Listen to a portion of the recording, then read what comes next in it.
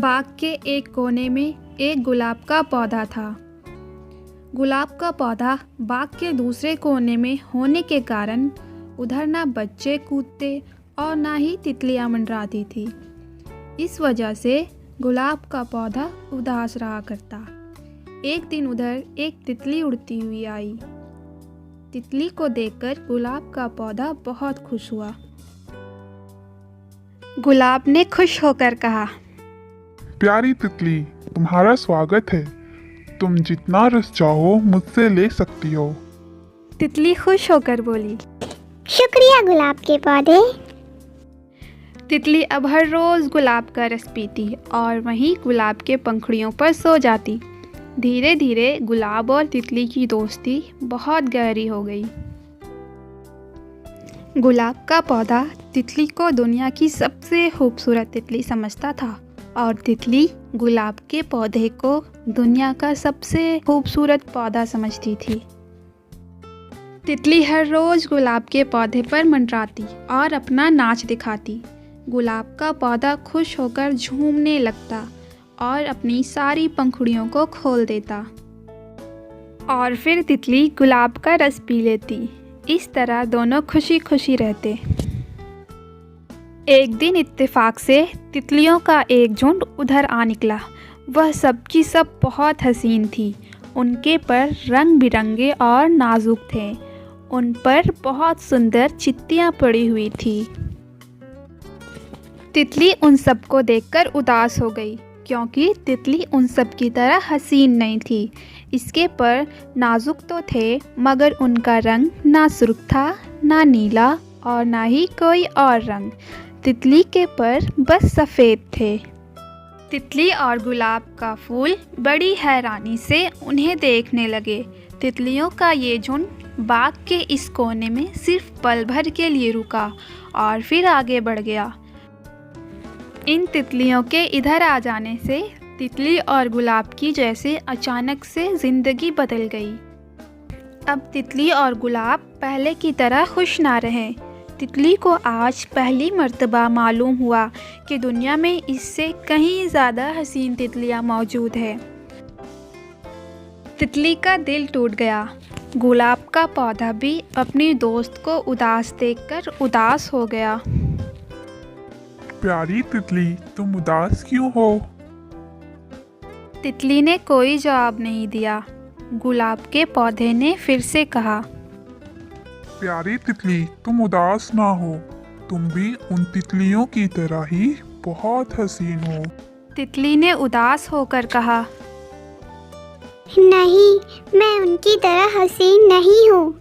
उनकी तरह मेरे पर सुंदर नहीं है।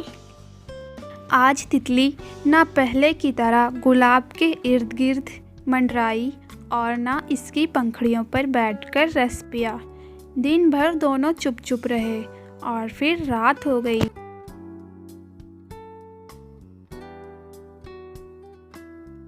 तितली रात को हमेशा गुलाब के फूल की गोद में सोया करती थी मगर आज वह शाख के उन पत्तों में जिनमें कांटे ही कांटे थे वहाँ सोने लगी।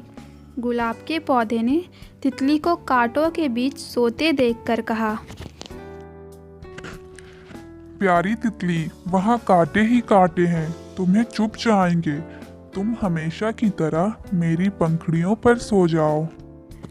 तितली ने गुलाब की बात सुनकर कोई जवाब नहीं दिया और वहीं कांटों के बीच सो गई।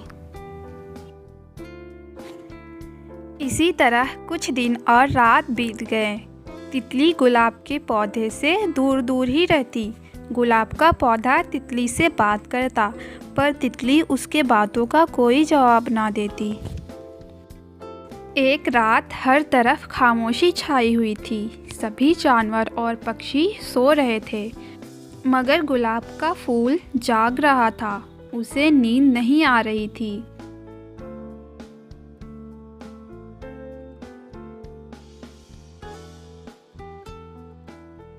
मुझे कुछ ऐसी तरकीब सोचनी होगी जिससे तितली हसीन बन जाए और वह उदास ना रहे।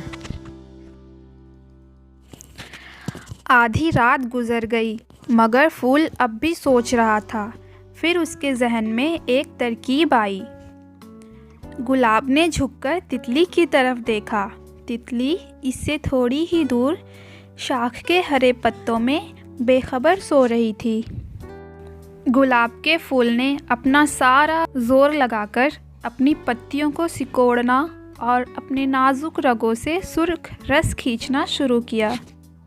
थोड़ी देर में फूल की कटोरी से सुर्ख सुर्ख कतरे इस जगह पर टपकने लगे जहाँ तितली सो रही थी। रात भर गुलाब के फूल के सुर्ख सुर्ख कतरे तितली के सफ़ेद परों पर गिरते रहे।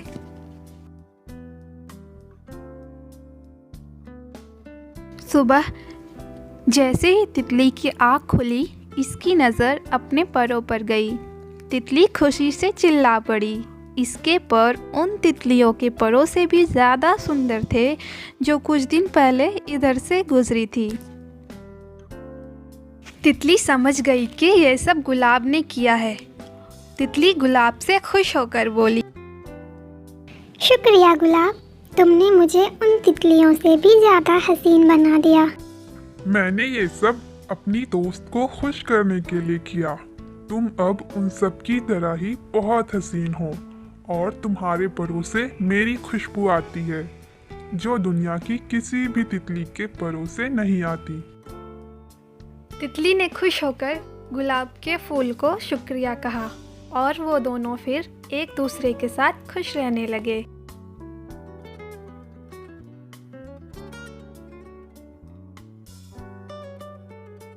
Please like, share and subscribe Cartoony Dunya and press the bell icon.